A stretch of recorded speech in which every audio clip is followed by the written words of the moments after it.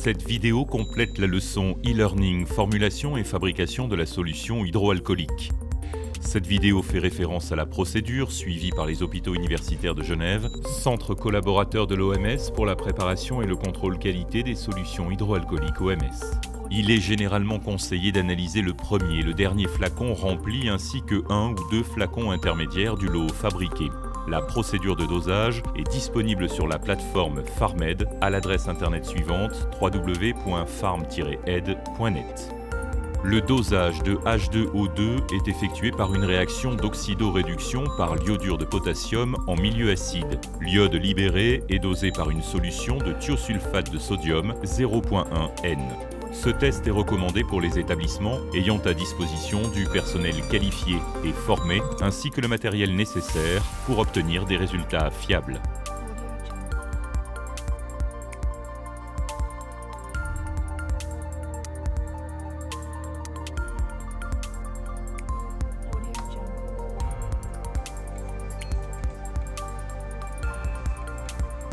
Dans un bécher de 50 ml, pesez 5 g de molybdate d'ammonium.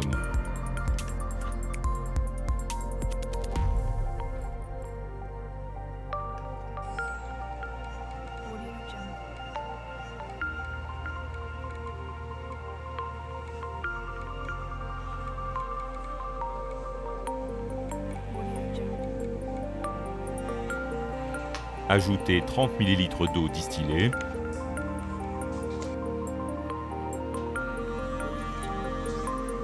Dissoudre le mélange sur la plaque d'agitation en chauffant légèrement, laissez refroidir.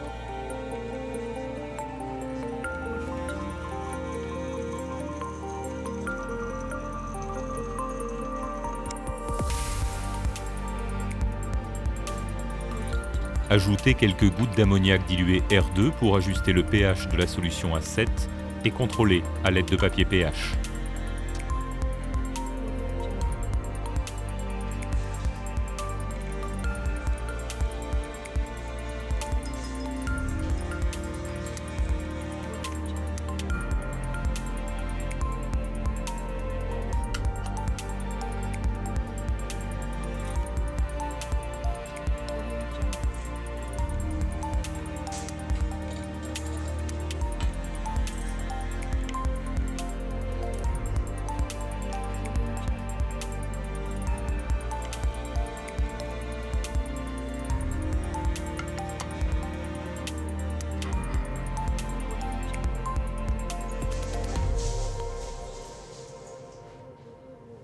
Transférez ensuite la solution dans un ballon jaugé de 50 ml.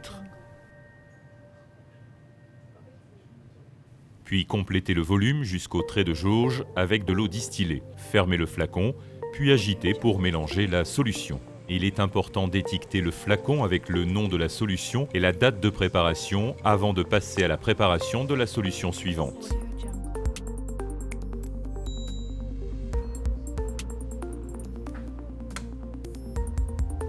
Dans un ballon jaugé de 100 ml, pesez 20 g de iodure de potassium.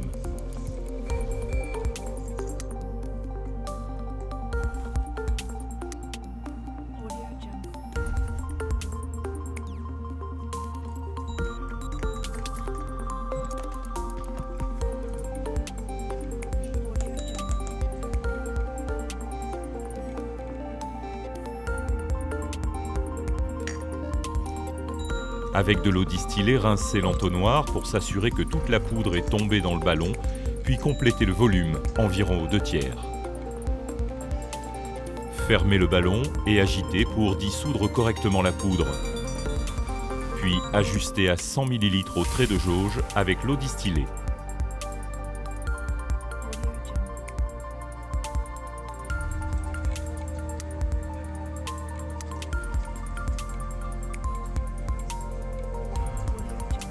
Étiquetez le flacon en inscrivant le nom de la solution et la date de préparation.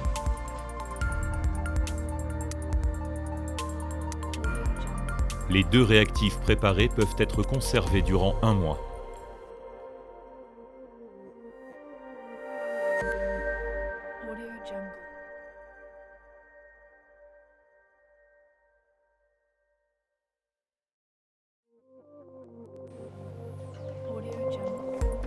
Avant de préparer les solutions d'analyse, effectuez le montage de la burette,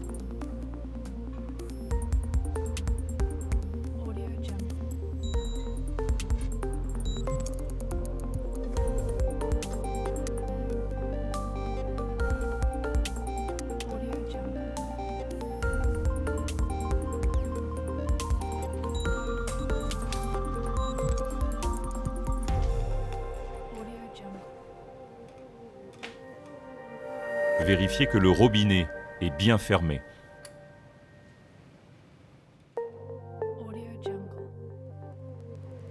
Remplir la burette de thiosulfate de sodium 0,1 N et ajuster le volume en vidant l'excédent de solution dans un petit récipient.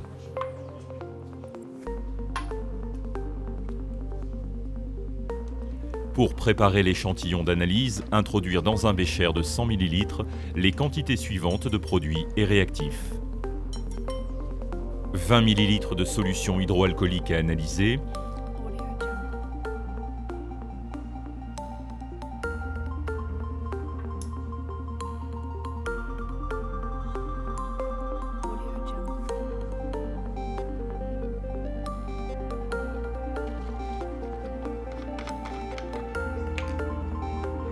10 ml de solution d'acide sulfurique 1N,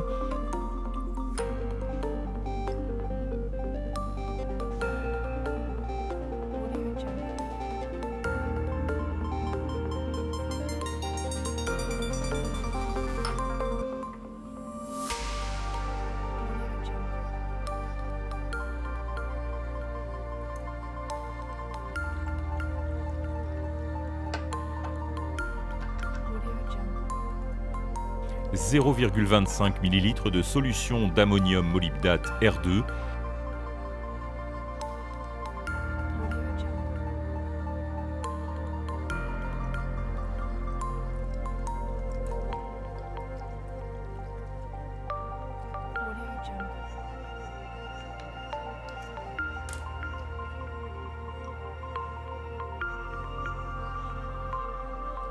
« 5 ml de solution d'iodure de potassium 20%.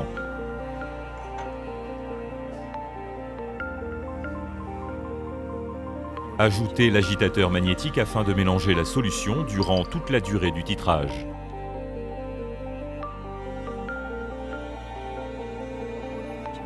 Titrez lentement le mélange avec la solution de thiosulfate de sodium 0,1 N jusqu'au virage du mélange du jaune à l'incolore.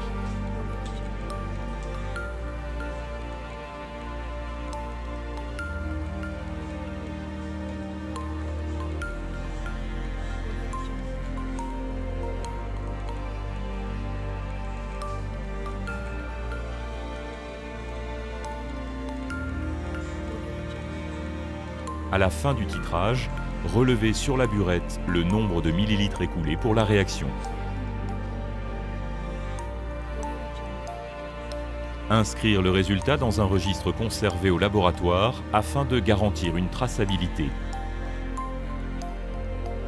Répétez les étapes 2 et 3 afin d'effectuer 3 mesures pour chaque échantillon à tester. Pour chacune des mesures, reportez les résultats dans le registre. Un total de 12 mesures sont donc à prévoir si 4 échantillons prélevés pour un lot de solution hydroalcoolique.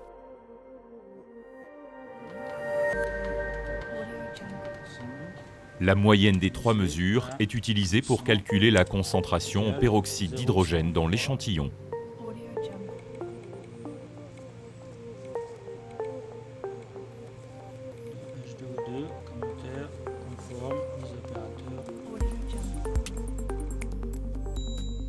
Reportez les résultats du calcul dans le registre conservé au laboratoire ainsi que sur le compte-rendu d'analyse qui sera joint au compte-rendu de fabrication. Pour être conforme, la solution doit respecter les valeurs de peroxyde d'hydrogène inscrites à l'écran. Une fois que le responsable du contrôle qualité a validé les résultats, ceux-ci sont transmis au responsable de la fabrication.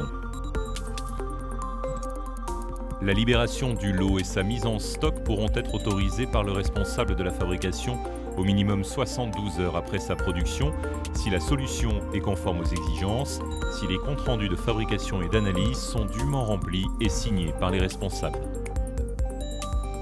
Pour en savoir plus, rendez-vous sur le web à l'adresse inscrite à l'écran.